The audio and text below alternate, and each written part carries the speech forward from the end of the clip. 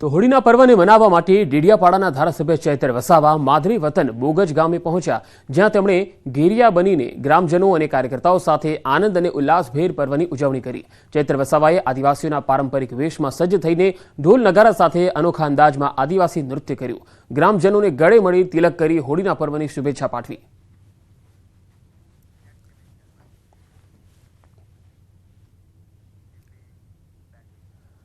15,000ની વસ્તી ધરાવતા ગીર સોમનાથ જિલ્લામાં આવેલ દેવળી ગામમાં હોળીની ધામધૂમથી ઉજવણી કરવામાં આવે છે। અહીં હોળી મોડી રાત્રે શાંત થયા બાદ તેના અંગારાને રસ્તા પર પાથરી દેવાય છે અને એ અંગારા પર ગામના યુવાનો, વડીલો, નાના બાળકો ખુલ્લા પગે શ્રદ્ધાપૂર્વક ચાલે છે। આ વર્ષો જૂની પરંપરા છે, જો કે આજ દિવસ સુધી કોઈને કોઈપણ પ્રકારે ઈજા પહોંચી નથી। ત્યારબાદ હોળીની વચ્ચે જમીનમાં દાટેલો કુંભ બહાર કઢાય છે। આ કુંભમાં કાચું ધાન્ય જેવું કે ઘઉં, ચણા, મગ તેમજ અન્ય કઠોળ ભરવામાં આવે છે। આ કાચું ધાન્ય જે પ્રમાણે બફાઈ તેના પરથી આવતા વર્ષનો વર્તારો કાઢવામાં આવે છે। દર વખતે હું પોતે 25 વર્ષથી આ બેતવા ઉપર હાલું છું અને જે અંદર અમે જે કુંભ મૂકીએ છીએ એમાં અનાજ નાખેલું હોય છે અને કુંભ જ્યારે કાઢીએ છીએ ત્યારે એની અંદર પાકી જાય છે। તેની ઉપરથી અમે ખાતરી કરીએ છીએ કે આવનારું વર્ષ કેવું જશે। દર વર્ષે ઉતાણી પરછાવીએ ને એમાં અમારે બેસવા પાથરીને અમે 4 ડગલા હાલીએ, કોઈને કંઈ ધકતા નથી ને અમારા આવો માતાજીની કૃપાથી એમાં કંઈ દર્શન અમને દે છે, કોઈને વાંધો નથી આવતો। એશિયાનું સૌથી મોટું ગણેશ આકાર સિદ્ધિવિનાયક દેવનગરી મહેમદાવાદમાં હોલિકા દહન કરાયું। 40 ફૂટ ઊંચી અને 35 ફૂટ પહોળાઈવાળી ઇકો ફ્રેન્ડલી હોળી બનાવવામાં આવી। આ ઇકો ફ્રેન્ડલી હોળીમાં ઔષધિ રૂપે શ્રીફળ, ઘી, કમળ કાકડીનો ઉમેરો કરવામાં આવ્યો। આ ઇકો ફ્રેન્ડલી હોળીમાં માત્ર 20% લાકડાનો જ ઉપયોગ કરી અને બનાવવામાં આવી। પશ્ચિમ બંગાળના 15 જેટલા કારીગરોએ આ હોળી તૈયાર કરી, જેમાં તલ, ઘી, આંબાના લાકડા, છાણા અને હવન સામગ્રીનો ઉપયોગ કરવામાં આવ્યો। હોલિકા દહનથી મંદિરની આસપાસના વાતાવરણમાં હોળીના ધુમાડાને લઈ વાતાવરણમાં શુદ્ધિકરણ થયું। શાસ્ત્રોક્ત વિધિ અનુસાર હોળી પ્રગટાવવામાં આવી। ઇકો ફ્રેન્ડલી હોળીનું આયોજન કરવામાં આવે છે અને આ હોળી 41 ફૂટ ઊંચી અને 20 ફૂટ પહોળી એવી આ હોળી છે।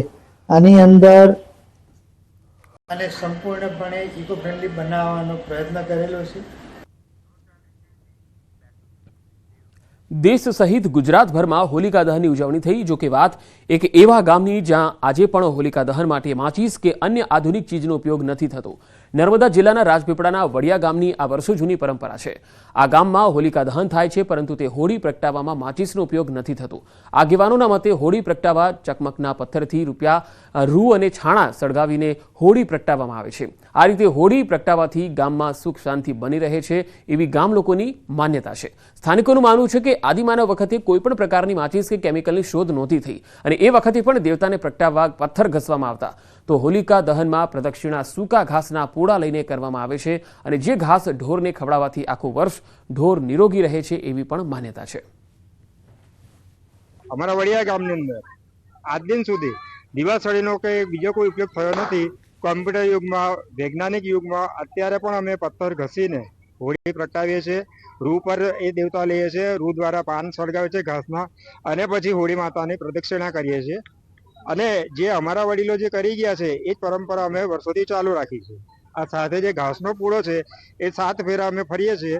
એ ઘાસના પૂળા લઈને અમે માતાજીને પ્રાર્થના કરીએ છીએ કે અમારું બધાની તબિયત સારી રાખજો, ઢોર ઢાકર સારા રહે, એટલે ઢોર ઢાકરને ઘાસ ખવડાવી દેવામાં આવે છે ને લગભગ 99% સુધી ઢોરોને કશું પણ કોઈ બીમારી થતી નથી અને કદાચ હોય તો પણ એ મટી જાય છે। હોળીમાં જે પૂડા લઈને ગામના લોકો ફરે છે, માન્યતા છે કે એ ઘાસથી પશુઓને ખવડાવે છે તો એ બીમાર પડતા નથી, એવી માન્યતા છે।